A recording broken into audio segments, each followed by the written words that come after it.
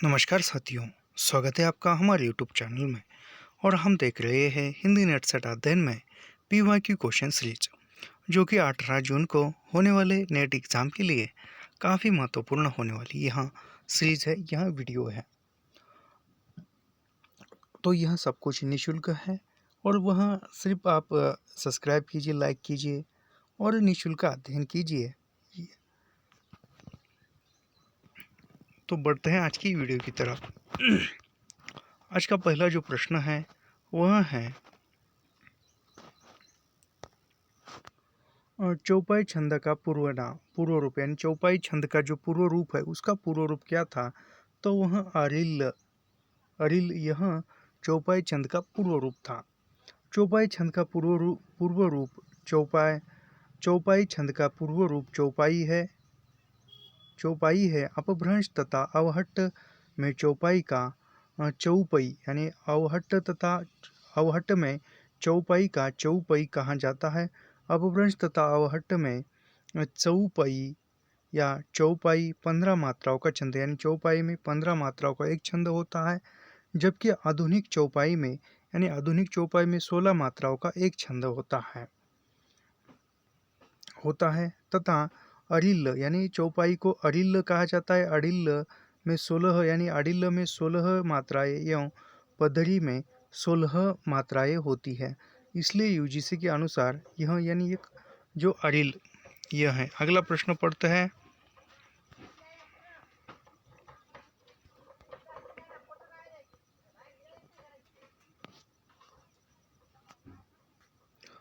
डिंगल कवियों की वीर गाथाएं निर्गुणिया संत की बानिया कृष्ण भक्त या रागानुराग भक्ति मार्ग के साधकों के पद, राम भक्त या वैधि भक्ति मार्ग के उपासकों की कविताएं, सूफी साधना से पृष्ठ मुसलमान कवियों के तथा ऐतिहासिक हिंदू कवियों के रोमांस और रीति काव्य ये 6 धाराएं अपभ्रंश कविता का स्वाभाविक विकास है। यह कथन किसका है? तो यह कथन हजारी प्रसाद द्विवेदी का है। इसके बारे में और थोड़ी सी जानकारी पढ़ते हैं यहाँ पर।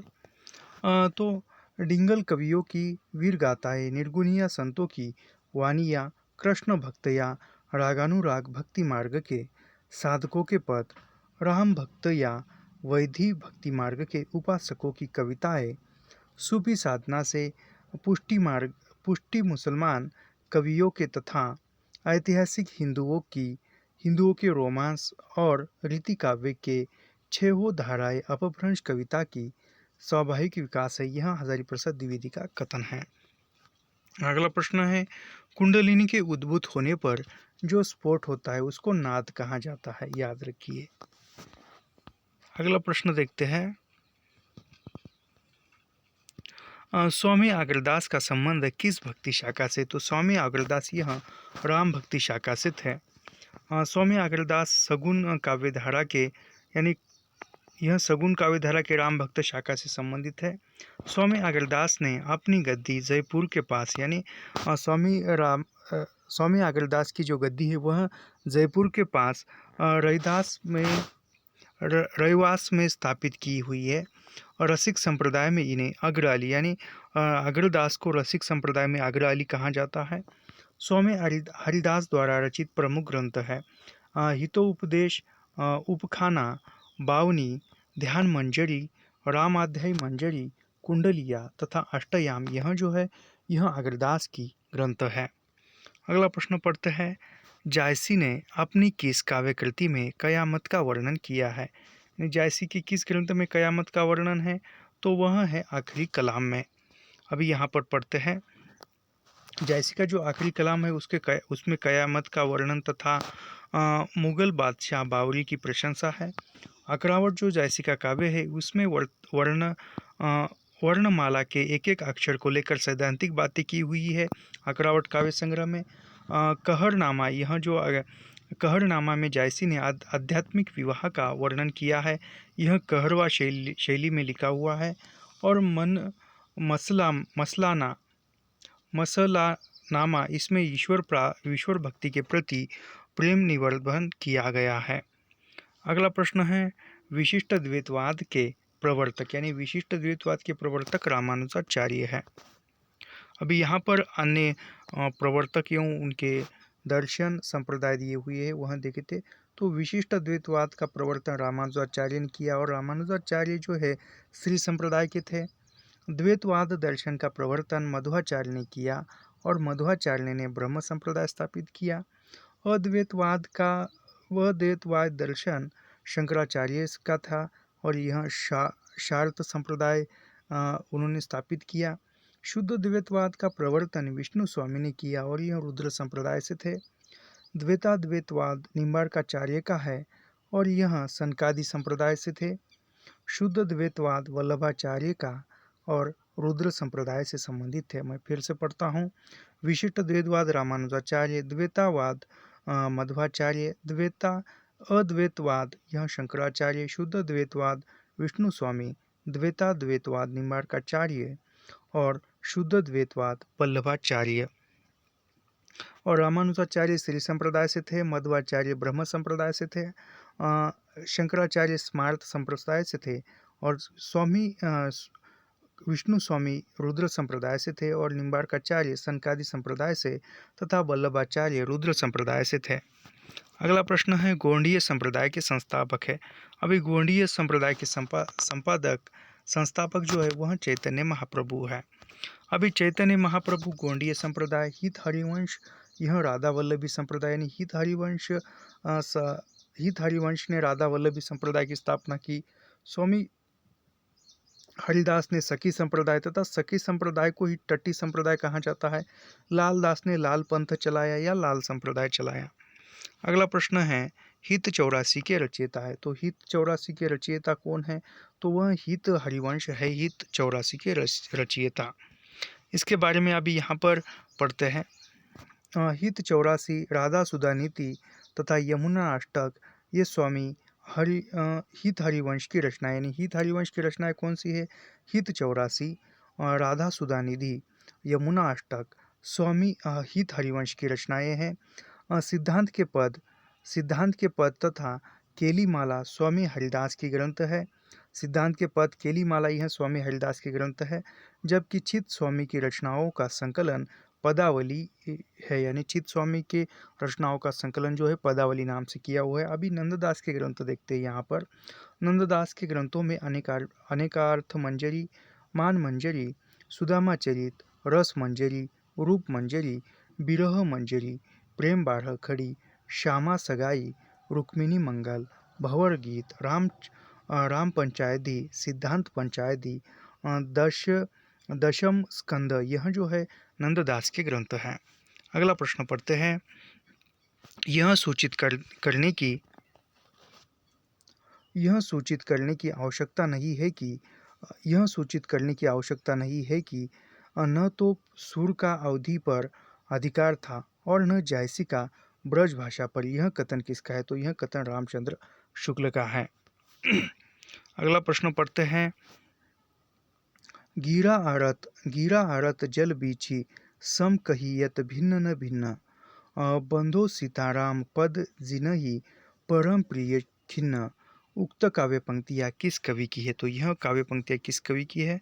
तो यह जो काव्य पंक्तियाँ है देखो यहाँ पर तुलसीदास की यह काव्य पंक्ति है।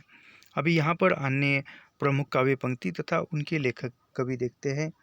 गिरा आरत जल निधि सम कहियत भिन्न न भिन्न, बंधो सीताराम पद नियहि परम प्रिय खिन्न। यह तुलसीदास का है। केशव कसही असकरी बैरही बस न कराही, 15 बदिन मृग लोचनी बाबा कही कही जाती है। केशवदास का है। अधर मधुरता कठिनता कुछ निचनता त्योर, रस कवित्व परिपक्वता जाने रासक न और। यह भिखारी दास की पंक्ति है। एक चित्त हमें चितवे उस जोगी चित्त जोग, धर्म न जानसी पापी कहसी कौन है ते लोग। यह धर्मदास की पंक्ति है। अगला प्रश्न पढ़ते हैं। धर्मदास का प्रवाह कर्म, ज्ञान और भक्ति इन तीनों धाराओं में चलता है, यानी धर्म का प्रवाह कर्म, ज्ञान और भक्ति, इन तीन धाराओं में चलता है। इन धाराओं के सामंजस्य में धर्म अपनी पूर्ण सजीव दशा में रहता है। किसी एक के भी अभाव से वह विकलांग रहता है। यह कथन किस आलोचक का है? तो यह कथन रामचंद्र शुक्ल का है। अभी यहाँ पर रामचंद्र शुक्ल का और एक कथन है, लेकिन जोर देकर कहना चाहता हूँ कि अगर इस्लाम नहीं आया होता तो भी इस साहित्य का 12 आना वैसा ही होता जैसे आज है। यह भक्तिकाल के बारे में हजारी प्रसाद द्विवेदी कहते हैं। यदि इस्लाम नहीं आया होता तो भी इस साहित्य का 12 आना वैसा ही होता जैसे आज है। यह हजारी प्रसाद द्विवेदी का कथन है। जैसे गिरियर सर ने भक्तिकाल को स्वर्ण युग कहा है, याद रखिए। इनमें से किस कवि ने नक्षिक व शीर्षक से काव्य ग्रंथ नहीं यानी नक्षिक शीर्षक से किसने काव्य ग्रंथ नहीं लिखा है? तो यहाँ पर जो भी पर्याय दिए हुए उन सभी के हम रचनाएं पढ़ते हैं। कुलपति मिश्र की काव्य ग्रंथ रस रहस्य 1670, द्रोण प्रभव 1680, युक्ति तरंगिनी 1686, नक्षिक संग्राम सार। सुरती मिश्र के काव्य ग्रंथ देखते हैं। अलंकार माला, रस रत्नमाला, रस सरस, रस ग्राहक, रस चंद्रिका, नक्षिक, काव्य सिद्धांत, रस रत्नाकर, भक्ति विनोद, श्रृंगार सागर। अभी नृप शंभुनाथ की रचनाओं का नृप शंभुनाथ सिंह सोलंकी के काव्य ग्रंथ नायिका भेद, नक्षिक, 7 शतक। पंचनेश के काव्य ग्रंथ देखते हैं। पंचनेश के काव्य ग्रंथों में पजनेश प्रकाश, नक्षिक, मधुकर प्रिया। यहाँ पर कहाँ प्रश्न क्या पूछा था? तो नक्षिक शीर्षक से किसने ग्रंथ नहीं लिखा है? तो यहाँ पर देखिए कुलपति मिश्र का भी नक्षिक शीर्षक से है, उसके बाद सुरती मिश्र का भी है, और उसके बाद नृप शंभुनाथ का भी है नक्षिक शीर्षक से ग्रंथ। अंगद दर्पण किस कवि की रचना है? अंगद दर्पण जो है रसलीन की रचना है। अंगद दर्पण, इसके बारे में पढ़ते हैं। रसलीन की कविता अंगद दर्पण 1767, रस प्रबोध 1741 रसलीन की काव्य कृतियाँ है। श्रृंगार भूषण नवरस तरंग 1817 नाना राव प्रकाश की है। बेनी प्रवीण की काव्य कृतियाँ है। जुगल विलास, रस शिरोमणि, अलंकार दर्पण तथा रस निवास आदि यह जो है राम सिंह की काव्य कृतियाँ है। अलग शतक, तिलक शतक यह मुबारक की है। सैयद मुबारक अली इनका पूरा नाम था।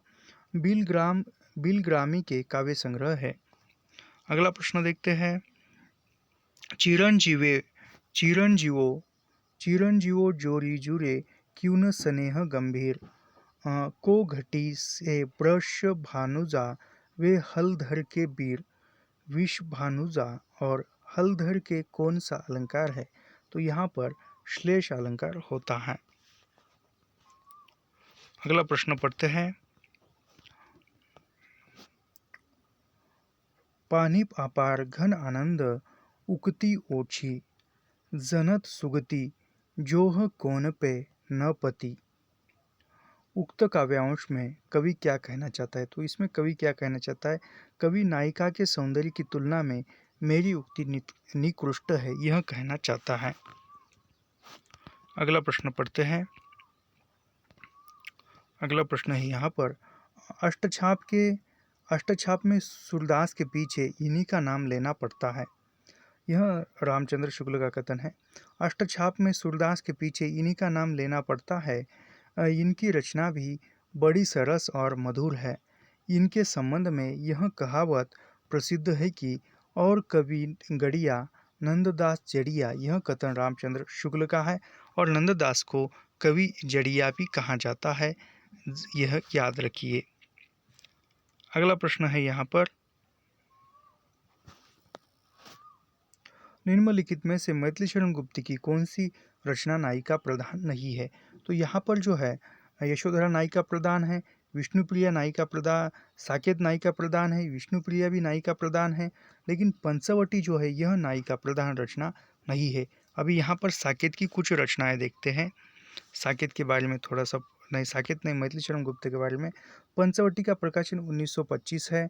साकेत का प्रकाशन 1931 है, जो उर्मिला के विरह के ऊपर लिया है, जो रामायण के आधार पर लिखा हुआ है। उर्मिला का विरह चित्रण है। यशोधरा 1932 में। यशोधरा की एक पंक्ति है अबला जीवन है तुम्हारी यही कहानी, आंचल में है दूध और आंख में है पानी। यह यशोधरा की प्रसिद्ध पंक्ति गुप्त की है।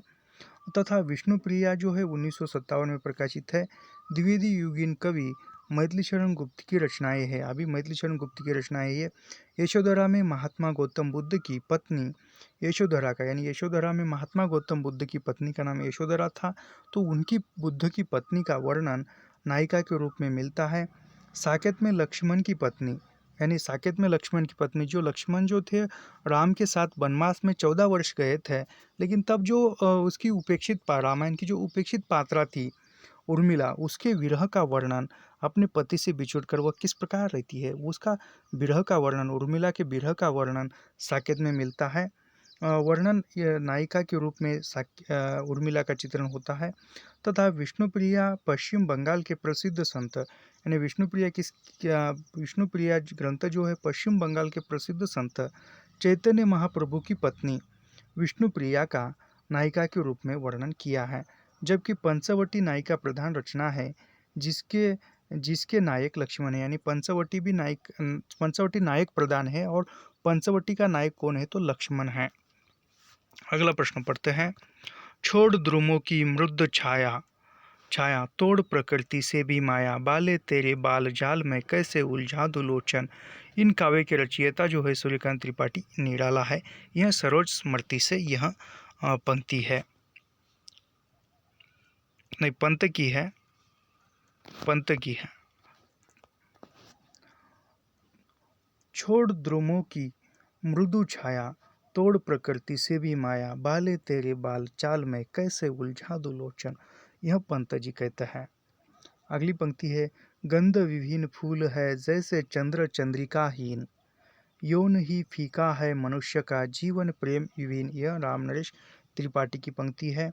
नारी तुम केवल श्रद्धा हो विश्वास रजत नग पगतल में, पीयूष स्रोत सी बहा करो जीवन के सुंदर समतल में। यह जयशंकर प्रसाद की पंक्ति है। अभी निराला की पंक्ति है यहाँ पर। जीर्ण बाहु है शीर्ण शरीर, तुझे बुलाता कृषक अधीर, एक विप्लव के वीर। यह सूर्यकांत त्रिपाठी निराला की पंक्ति है। अगला प्रश्न देखते हैं। दिनकर की किस कृति का कथानक कर्ण है, यानी यहाँ पर रश्मि रति का जो नायक है वह कर्ण है। और यहाँ पर यह भी पूछा है कि दिनकर की किस कृति का नायक या कथानक जो है कर्ण है, कथानायक कर्ण है, तो रश्मि रति में कर्ण का वर्णन हुआ है। यह रश्मि रति 1952 में प्रकाशित है। रामधारी सिंह दिनकर, यानी ये रश्मि रति यह खंड काव्य है 1952 में प्रकाशित, और रश्मि रति का कथानायक जो है कर्ण है। अन्य रचनाएं भी राष्ट्रीय सांस्कृतिक चेतना तथा प्रगतिवादी कवि रामधारी सिंह दिनकर है। इनकी रचनाएं कुरुक्षेत्र 1946 एक प्रबंध काव्य, यानी कुरुक्षेत्र 1946 है और प्रबंध काव्य है। और कुरुक्षेत्र का जो कथानायक है वह युधिष्ठिर है। उर्वशी 1961 में प्रकाशित है, जो एक गीति नाट्य है जिसका कथानायक पुरुरवा है। परशुराम की प्रतीक्षा 1963 में प्रकाशित है, और परशुराम की प्रतीक्षा का कथानायक जो है ऋषि परशुराम है। अगला प्रश्न देखते हैं। अब तक क्या किया, जीवन क्या जिया, ज़्यादा लिया और दिया बहुत बहुत कम। उपर्युक्त पंक्तियों के रचयिता, तो यह मुक्तिबोध की पंक्ति है।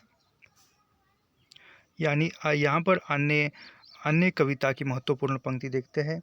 अब तक क्या किया, जीवन क्या जिया, ज़्यादा लिया और दिया बहुत बहुत कम। यह मुक्तिबोध की पंक्ति है। राष्ट्रगीत में भला कौन वह भारत भाग्य विधाता है, फटा सुपन्ना पहने जिसका गुण हर चलना गाता है। यह रघुवीर साय की पंक्ति है। सांप तुम सभ्य तो हुए नहीं, नगर में बसना भी तुम्हें नहीं आया, तब कैसे सिखा डसना विष कहाँ पाया, यह आगे की पंक्ति है साप कविता से। अगला प्रश्न है अ, चुका भी चुका भी हूँ मैं नहीं, कहीं किया मैंने प्रेम अभी, जब करूँगा प्रेम पिघल उठोगे, युगों के भूधर उफन उठोगे, सात सागर किंतु मैं हूँ मौन आज, यह शमशेर बहादुर सिंह की पंक्ति है। अगला प्रश्न है मौन भी अभिव्यंजना है, जितना तुम्हारा सच है उतना ही कहो।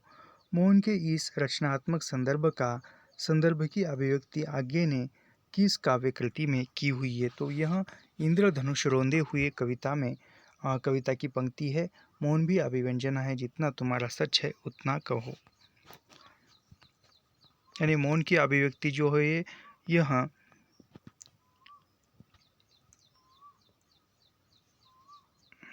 इंद्रधनुष रोंदे हुए, अभी यहाँ पर आगे की रचना देखते हैं। इंद्रधनुष रोंदे हुए 1957 से ली गई है। अन्य रचना जो है सन्नाटा बुनता हूँ 1969, आंगन के पार द्वार 1961 तथा हरी घास पर क्षण भर 1949। सच्चिदानंद हीरानंद वात्स्यायन आगे, यानी सच्चिदानंद हीरानंद वात्स्यायन का जो उपनाम था वह आगे था। अगला प्रश्न देखते हैं विद्रोहिणी अम्बा नाटक के रचयिता, तो विद्रोहिणी अम्बा यह उदय शंकर भट्ट का नाटक है और उदय शंकर भट्ट के अन्य नाटक भी यहाँ पर हम देखेंगे। उदय शंकर भट्ट के नाटकों में चंद्रगुप्त मौर्य जो 1931 में प्रकाशित है और भारतेंदु का केवल चंद्रगुप्त है वह भी 1931 है। विक्रमादित्य 1928 होगा मेरे ख्याल से, चंद्रगुप्त मौर्य का जो है 1928 है और चंद्रगुप्त का जो जयशंकर प्रसाद का चंद्रगुप्त है वह 1931 है। विक्रमादित्य 1929, दाहड़ अथवा यह चंद्रगुप्त मौर्य 1928 है, 1931 नहीं है।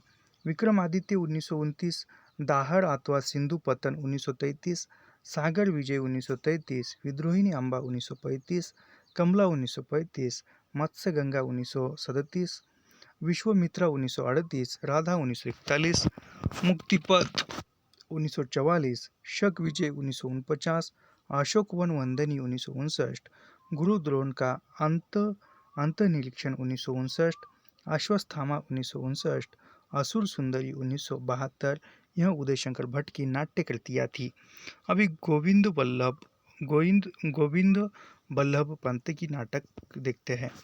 गोविंद पंत के नाटक जो है गोविंद बल्लभ पंत के कंजूस की खोपड़ी 1923, वरमाला 1925, राजमुकुट 1935, अंगूर की बेटी 1937, अंतपुर का छिद्र 1940, ययाति 1951, तुलसीदास 1974, आत्मदीप 1978।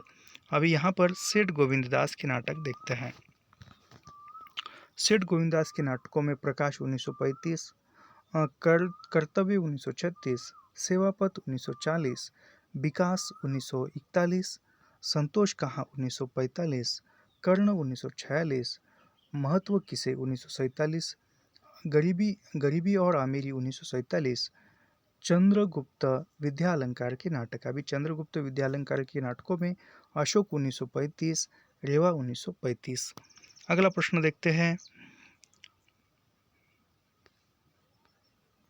निम्नलिखित में से किस नाटक का प्रच्छन्न नायक गौतम बुद्ध है, तो वह लहरों के राजहंस जो 1963 में प्रकाशित मोहन राकेश का नाटक है लहरों के राजहंस, जिसका नायक जो है गौतम बुद्ध है। यहाँ पर आने देखते हैं आजाद शत्रु नाटक जो 1922 में प्रकाशित है और ये जयशंकर प्रसाद का है। विक्रमादित्य नाटक 1929 में प्रकाशित है और ये उदय शंकर भट्ट का है। दशाश्वमेध 1950 का है और इसका लेखक लक्ष्मी नारायण मिश्र है। लहरों के राजहंस जो 1963 में प्रकाशित है मोहन राकेश का है। मोहन राकेश के ऐतिहासिक नाटक लहरों के राजहंस 1963 में प्रकाशित प्रच्छन्न नायक गौतम बुद्ध है। अगला प्रश्न देखते हैं निम्नलिखित में से कौन सा नाटककार सर्वाधिक नाटकों का रचयिता है, तो यहाँ पर लक्ष्मी नारायण लाल ने सर्वाधिक नाटक लिखे हैं। ज्ञानदेव अग्निहोत्री, भारतेंदु तथा सर्वेश्वर दयाल सक्सेना, तो तीन ही लिखे हैं इन्होंने, लेकिन ये इन तीनों में से सबसे ज़्यादा नाटक जो है लक्ष्मी नारायण लाल ने लिखे हैं। तो यहाँ पर इनके नाटक भी हम देखेंगे। लक्ष्मी नारायण लाल के नाटक जो है आंधा कुआं 1935 और आंधा युग का भी प्रकाशन 1935 ही है। मादा कैक्टस 1959, 3 आंखों वाली मछली 1960, सूखा सरोवर 1960, नाटक बहुरंगी 1961, नाटक तोता मैना 1962, रात रानी 1962, दर्पण 1962, रक्तमाल 1963, सूर्यमुख 1968, कलंकी 1969, मिस्टर अभिमन्यु 1975, कर्फ्यू 1972, दूसरा दरवाज़ा 1972, अब्दुल्ला दीवाना 1973, नरसिंह कथा 1975, व्यक्तिगत 1975 तथा गुरु नाटक गुरु जो 1976, यक्ष प्रश्न 1976, एक सत्य हरिश्चंद्र 1976, गंगा माटी 1977, सगुन पंछी 1977, सब रंग मोहभंग 1977, पंचपुरुष 1978, राम की लड़ाई 1979, बलराम की तीर्थ यात्रा 1983, कजरी वन 1980, सुंदर रस 1960, काफ़ी हाउस में इंतज़ार, हाथी घोड़ा चूहा। यह जो सबसे अधिक नाटक लिखने वाले यही थे लक्ष्मी नारायण लाल, और इनके लगभग जो नाटक है वह नाटक देखे हैं। अभी यहाँ पर भारतेंदु के नाटक देखते हैं हम। भारतेंदु के नाटक वैदिक हिंसा हिंसा न बहुत ही 1873, यह 1900 लिखा इन्होंने, लेकिन 1873 है यह। विषय विश्वमोधम 1876, प्रेम जोगिनी 1875, चंद्रावली 1876, भारत दुर्दशा 1880, नीलदेवी 1881, अंधेर नगरी 1881, सती प्रताप 1883। अभी सर्वेश्वर दयाल सक्सेना के नाटक देखते हैं यहाँ पर। यहाँ पर जो सर्वेश्वर दयाल सक्सेना का बकरी जो 1974 में प्रकाशित है, लड़ाई 1979, आप गरीबी हटाओ, यह सर्वेश्वर दयाल सक्सेना के हैं। ज्ञानदेव अग्निहोत्री के नाटक नेफा की शाम 1962, माटी जागीर 1964, वतन की आबरू 1967, अनुष्ठान शतुर्मुर्ग 1968, चिराग जल उठा। अभी यहाँ पर अगला प्रश्न है, पूस की रात जो प्रेमचंद की कहानी है उसके पात्र देखते हैं। इसका एक पात्र यहाँ पर हल्कू है, लेकिन यहाँ पर सभी पात्र देखते हैं हम। पूस की रात कहानी जो है 1930 में प्रेमचंद की कहानी है। इसके पात्र हल्कू, मुन्नी, जबरा कुत्ता, यह पूस की रात कहानी के पात्र है। पंच परमेश्वर जो 1916 में प्रकाशित है, प्रेमचंद की कहानी है। इसके पात्र है अलगू चौधरी, जुम्मन शेख। कफन कहानी जो है 1936 में प्रकाशित, इसके पात्र है माधव घीसू तथा बुधिया। एक मिनट।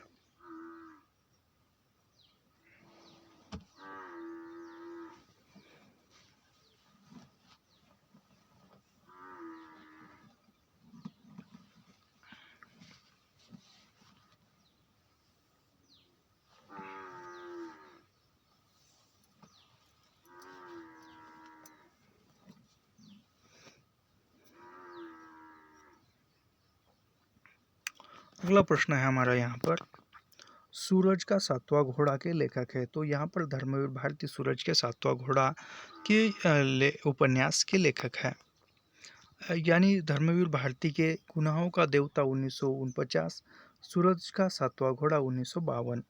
अभी राजेंद्र यादव के उपन्यास है प्रेत बोलते हैं 1952, उखड़े हुए लोग 1956, उल्टा 1958, शेह और मात 1959, एक इंच मुस्कान यह मूलतः मनु भंडारी का है।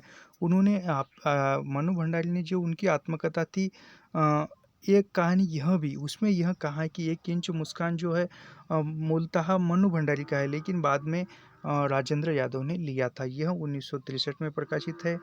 अनदेखे अनजाने फूल 1963 और मंत्र विद्ध यह 1967। एक इंच मुस्कान दोनों का भी कह सकते हैं हम, मनु भंडारी का एवं राजेंद्र यादव का। अगला है कमलेश्वर के उपन्यास देखते हैं। तो कमलेश्वर के उपन्यास, एक सड़क 57 गलियां 1957, डाक बंगला 1959, लौटे हुए मुसाफिर 1961, समुद्र में खोया हुआ आदमी 1967, काली आंधी 1974 और आगामी अतीत। अगला प्रश्न पढ़ते हैं। अगला है इनके उपन्यास ही है यहाँ पर, समुद्र में खोया हुआ आदमी 1976 कमलेश्वर का, तीसरा आदमी 1976, वही बात 1980, सुबह दोपहर शाम 1982, रेगिस्तान 1988, कितने पाकिस्तान के लिए कमलेश्वर को साहित्य अकादमी पुरस्कार भी मिला है और यह 2000 में प्रकाशित हुआ, ईस्वी सन 2000। अभी मोहन राकेश के उपन्यासों में अंधेरे बंद कमरे 1961, न आने वाला कल 1968, अंतराल 1972।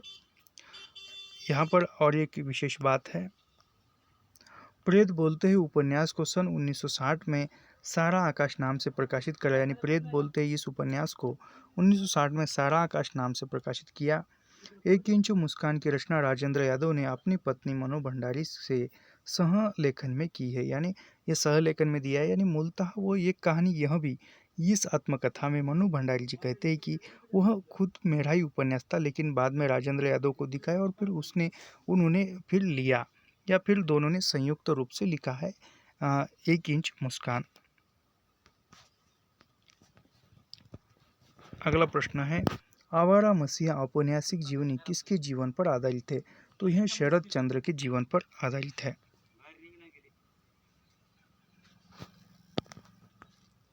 आवारा मसीहा 1974 विष्णु प्रभाकर का शरद चंद्र का है। योद्धा सन्यासी 1969 हंसराज रहबर ने लिखा है और ये विवेकानंद के जीवन पर है।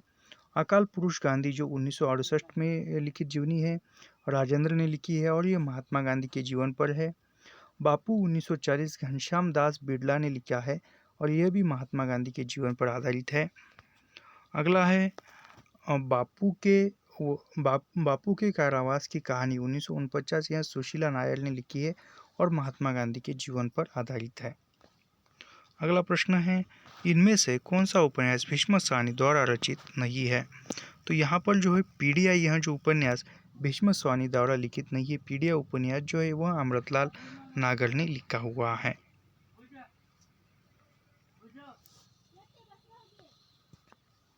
अमृतलाल नागर के उपन्यास महाकाल 1947, सेठ बाकेलाल 1955, बूंद और समुद्र 1956, शतरंज के मोहरे 1959, सुहाग के नूपुर 1960, अमृत और विष 1967, 7 घूंघट वाला मुखड़ा 1968, एकदा नेमिष राई 1972, मानस का हंस 1972, नाचो बहुत गोपाल 1978, खंजन नयन 1981, बिक्री तिनके 1982, अग्निगर्भा 1983, करवट 1985 और पीढ़िया 1990।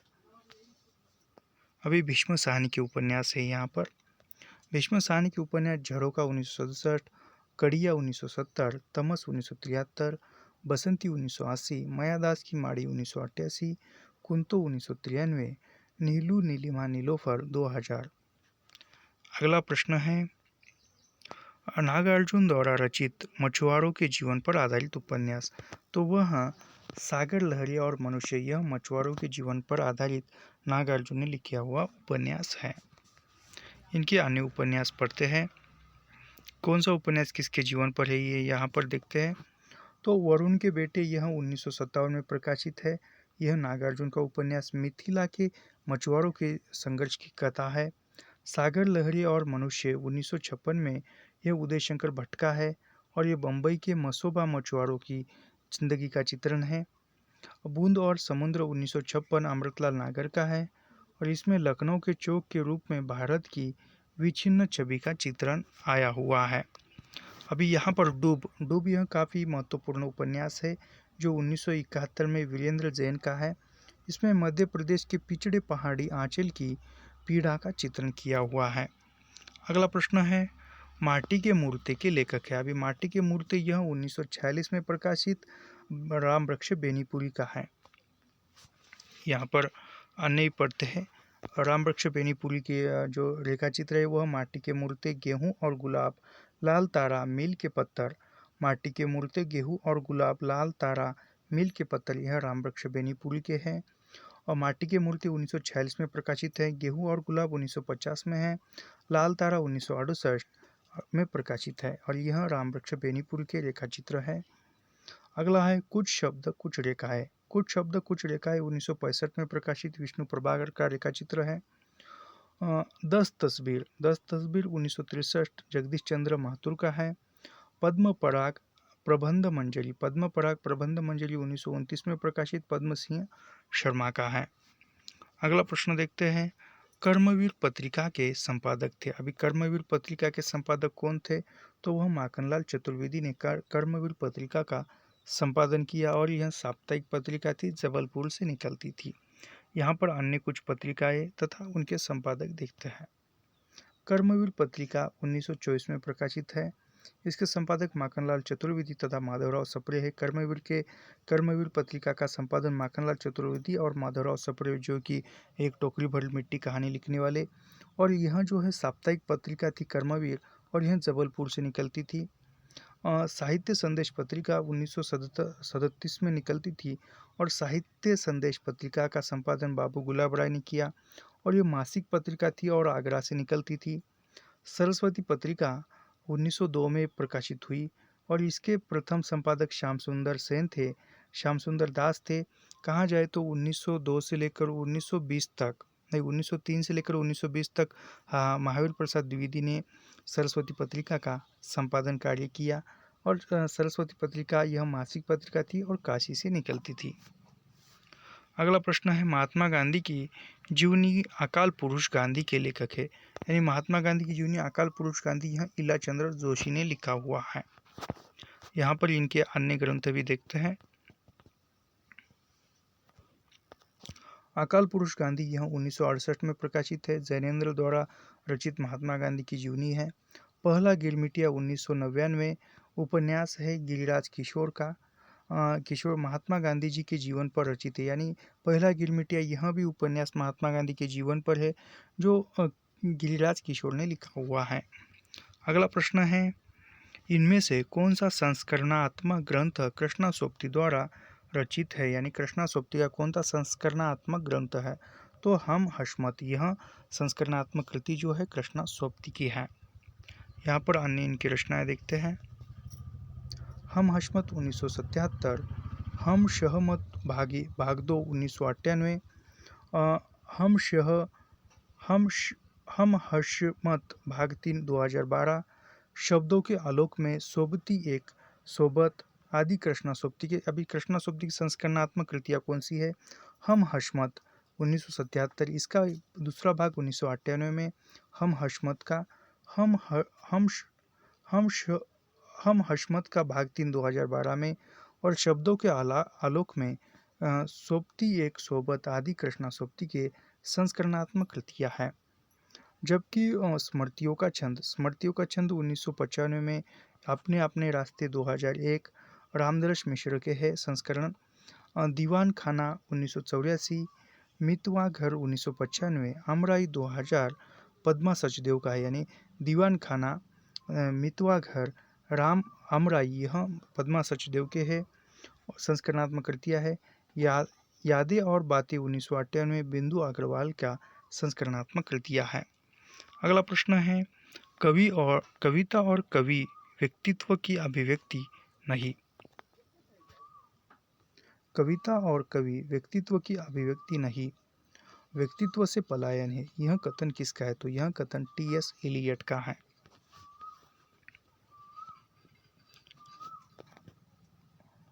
कविता और कवि व्यक्तित्व की अभिव्यक्ति नहीं, व्यक्तित्व से पलायन, यह टी.एस. एलियट का है।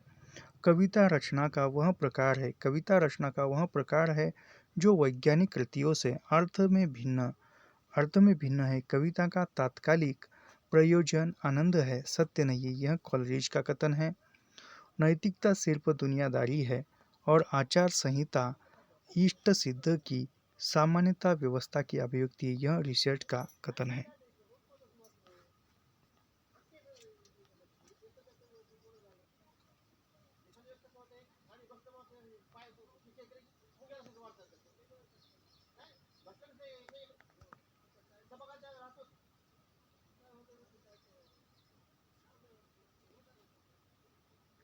बायोग्राफिया लिटरिया के लेखक है। तो बायोग्राफिया लिटरिया यह कॉलरिज का ग्रंथ है।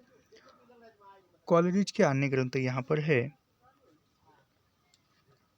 कॉलरिज के अन्य ग्रंथों में Biographia Literaria, the friend 1817, aids to reflection 1825, church and state 1830, confessions of an inquiring spirit 1870, 40।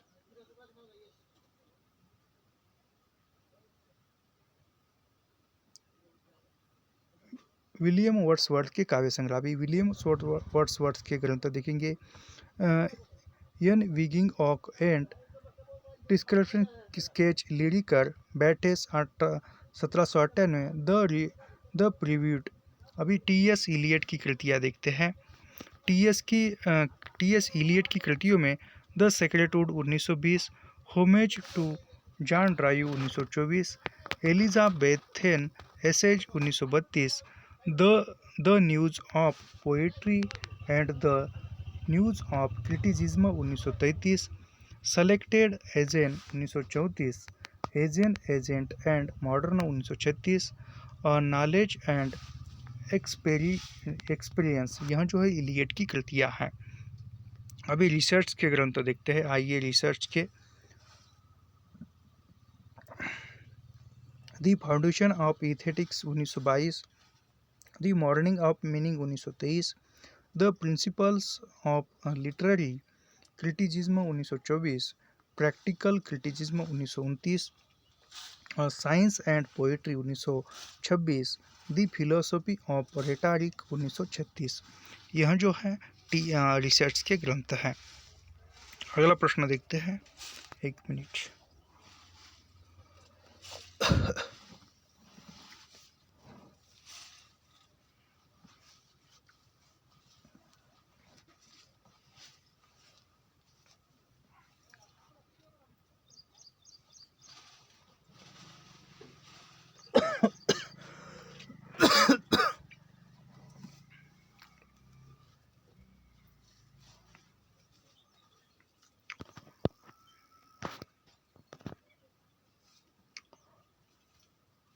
Peri Ipsos के आधार पर काव्य में उदात्त तत्व की अवधारणा का प्रवर्तन किसने किया?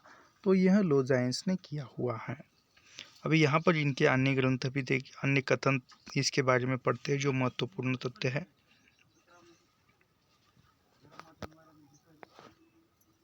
लोजाइंस ने पेरी इप्सोस 1554 के आधार पर काव्य में उदात्त तत्व की अवधारणा का प्रवर्तन किया है।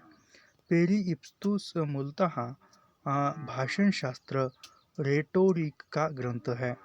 लोजाइंस ने कहा है, अभी लोजाइंस का कथन है, उदात्त महान आत्मा की प्रतिध्वनि, यानी उदात्त महान आत्मा की प्रतिध्वनि किसने कहा है? तो लोजाइंस ने कहा है। लोजाइंस ने उदात्त को परिभाषित करते हुए लिखा है, यानी लोजाइंस ने उदात्त को परिभाषित करते हुए उदात्त अभिव्यंजना का अनिर्वचनीय प्रकर्ष और वैशिष्ट्य है। लोजाइंस उदात्त के 5 स्रोत मानते हैं, यानी लोजाइंस ने उदात्त के 5 स्रोत माने हैं। वह स्रोत कौन से हैं? महान विचारों की उद्भावना की क्षमता है उदात्त में। प्रबल एवं अंत प्रेरित भाव है उदात्त में। अलंकारों, विचार अलंकार और शब्द अलंकार का समुचित प्रयोग है। शब्द पद योजना, इसमें शब्द संचय, बिंब विधान और शैलीगत परिष्कार अंतर्भूत है। रचना की गरिमा और उत्कर्ष का समुचय प्रभाव है किसमें? उदात्त के। यह 5 स्रोत है जो लोजाइंस ने माने हैं। अगला प्रश्न पढ़ते हैं। श्रेष्ठ कविता प्रबल मनोभावों का सहज उच्चलन है। श्रेष्ठ कविता प्रबल मनोभावों का सहज उच्चलन है, किंतु इसके पीछे कवि की विचारशीलता और गहन चिंतन होना चाहिए। यह विचार किस पाश्चात्य चिंतक का है? तो यह कथन जो है लेविस का है।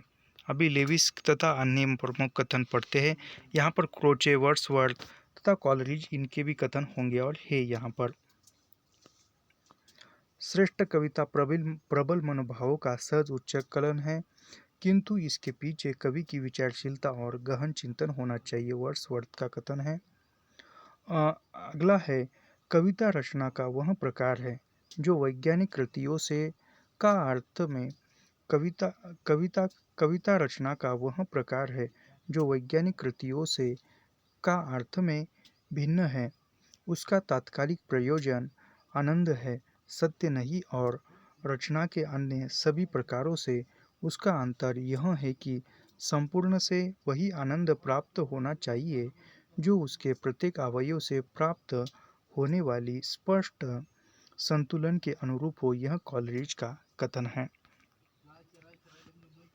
अगला प्रश्न है, नया साहित्य नए प्रश्न के ग्रंथ। अभी नया साहित्य नए प्रश्न, यह नंद दुलारी वाजपेयी का आलोचनात्मक ग्रंथ है। अभी नंद दुलारी वाजपेयी की आलोचनात्मक ग्रंथ यहाँ पर देखते हैं। तो नंद दुलारी वाजपेयी के आलोचनात्मक ग्रंथों में हिंदी साहित्य 20वीं शताब्दी 1942, जयशंकर प्रसाद 1940, प्रेमचंद आधुनिक साहित्य 1950, महाकवि सूरदास 1952, नया साहित्य नए प्रश्न 1955, महाकवि निराला 1965, नई कविता 1973, कवि सुधीरानंदन पंत 1976, रस सिद्धांत 1977, आधुनिक साहित्य का आधुनिक युग यानी साहित्य का आधुनिक युग 1978, आधुनिक साहित्य सृजन और समीक्षा 1978, रीति और शैली 1979। अगला प्रश्न पढ़ते हैं। यहाँ पर नगेंद्र की आलोचनात्मक कृतियाँ देखते हैं। नगेंद्र काफी महत्वपूर्ण आलोचक है। सुमित्रानंदन पंत 1938, यह नगेंद्र की आलोचनात्मक कृति है। साकेतिक अध्ययन 1959, साकेतिक अध्ययन 1959 यह आधुनिक 1939 में है। और आधुनिक हिंदी नाटक 1940, देव और उनकी कविता 1941, रीति काव्य की भूमिका, यह नगेंद्र की कृति है। यहाँ पर अन्य भी कृतियाँ होगी उनकी। राम की शक्ति पूजा निराला की कालजयी कृति है। राम की शक्ति पूजा निराला की कालजयी कृति। हिंदी साहित्य की प्रवृत्तियाँ, शैली विज्ञान पूछा हुआ है। आधुनिक हिंदी कविता की मुख्य प्रवृत्तियाँ, यह 1951, भारतीय समीक्षा और आचार्य रामचंद्र शुक्ल काव्य दृष्टि, कामायनी के अध्ययन की समस्या 1962, रस सिद्धांत 1964, नई समीक्षा नए प्रश्न, भारतीय काव्यशास्त्र की भूमिका, सियाराम शरण गुप्त, भारतीय सौंदर्य शास्त्र की भूमिका, काव्यबिंब, साहित्य का समाजशास्त्र। यह जो है यह डॉक्टर नगेंद्र की आलोचनात्मक कृतियाँ थी। अभी हजारी प्रसाद द्विवेदी की आलोचनात्मक कृतियाँ देखेंगे हम। हजारी प्रसाद द्विवेदी की सुर साहित्य 1930, हिंदी साहित्य की भूमिका 1940, कबीर 1941, हिंदी साहित्य का आदिकाल 1952, सहज साधना 1963, कालिदास की लालित्य योजना 1964, मध्यकालीन बोध का स्वरूप 1970, शांति प्रिय द्विवेदी, यहाँ एक हिंदी में प्रभाववादी आलोचक के रूप में जाने जाते हैं शांति प्रिय द्विवेदी। इनकी आलोचनाओं में समसामयिक हमारे साहित्य निर्माता संचारणी यहाँ है। अगला प्रश्न देखते हैं, प्रतिभा का संबंध किससे है? तो प्रतिभा का संबंध काम हेतु से है, काव्य हेतु से है। प्रतिभा का संबंध काव्य हेतु से है। इसके बारे में थोड़ा सा पढ़ते हैं। हेतु शब्द का अर्थ है हेतुर्ना कारणा, यानी हेतु शब्द का अर्थ है हेतुरा कारणा, यानी कोई तो कारण होगा तभी तो हम काव्य लिखते हैं, तभी तो हम कोई कार्य करते हैं। जैसे खाना खा रहे, पेट में भूख है तभी खाना खा रहे, यानी कारण क्या है? भूख लगना। तो उसी प्रकार काव्य हेतु का अर्थ जो है हेतुर्ना या कारणा, अर्थात हेतु कारण को कहते हैं, यानी हेतु कारण को कहते हैं।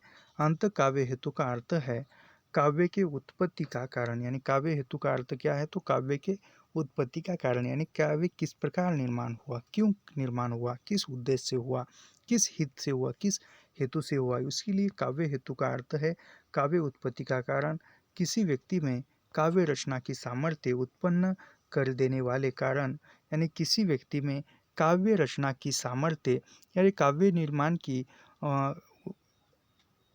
निर्माण की या काव्य रचना की सामर्थ्य निर्माण करने का उत्पन्न करने वाले कारण जो है वह काव्य हेतु कहलाते हैं।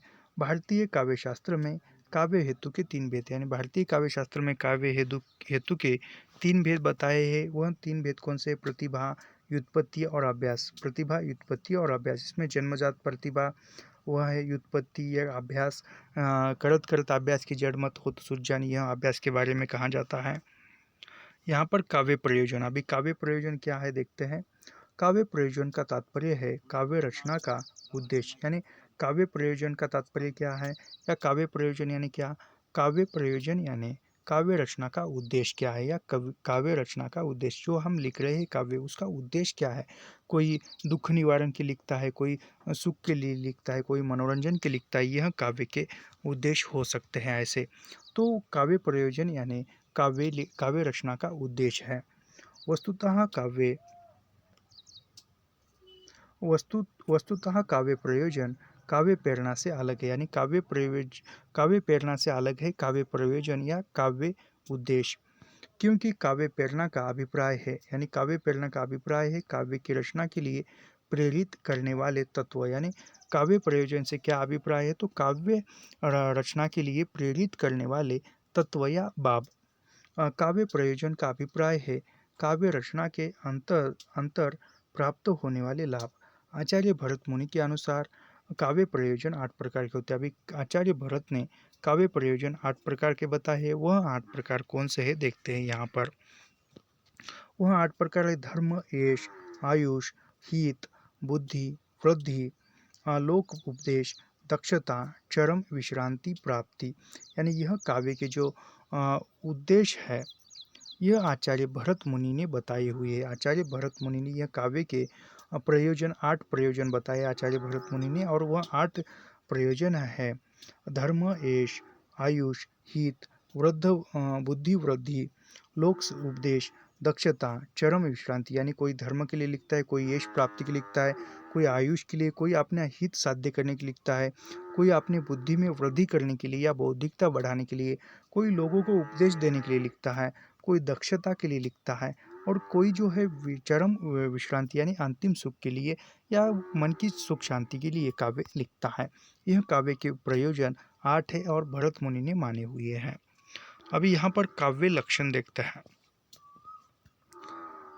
संस्कृत में काव्य लक्षण आचार्यों ने मुख्यतः 3 आधारों पर, यानी संस्कृत भाषा में, संस्कृत साहित्य में काव्य लक्षण आचार्यों ने मुख्यतः 3 आधारों पर किया है। यानी काव्य लक्षण संस्कृत आचार्यों ने या संस्कृत साहित्य में या संस्कृत काव्य लक्षणों में 3 माने हैं। उसमें है शब्द और अर्थ के आधार पर, शब्द के आधार पर, रस और ध्वनि के आधार पर।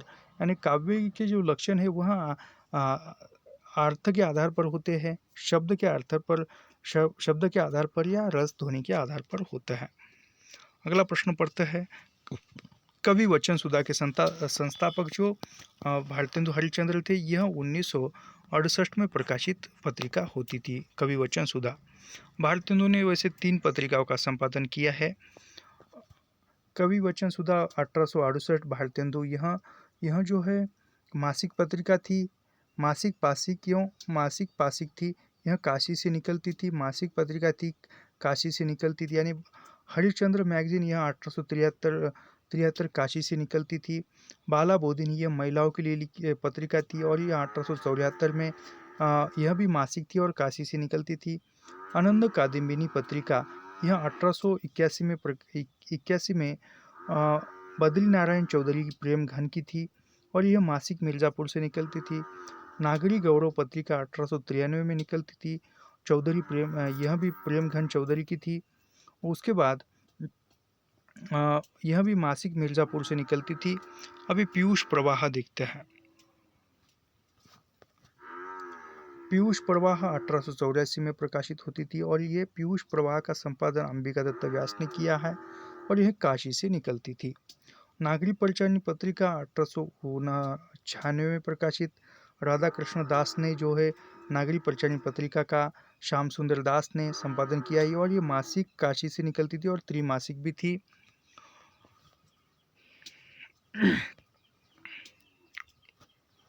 तो आज के लिए इतना ही, यहाँ पर रुकते हैं।